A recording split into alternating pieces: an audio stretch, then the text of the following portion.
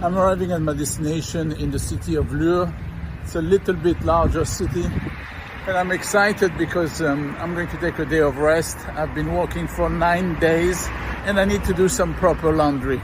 It's been very wet and I've been managing, but I really need a proper laundry.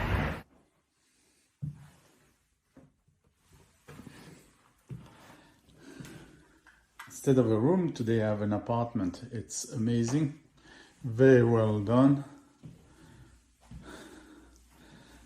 Big kitchen with an espresso machine.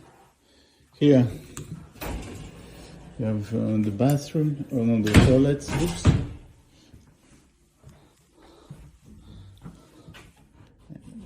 And here the bathroom. It's a good shower, a small desk, and a very nice bedroom. It's really nicely done, very clean. And there's a washer and dryer downstairs, so I'll be able to take care of all my laundry. Live well, everybody. The adventure continues.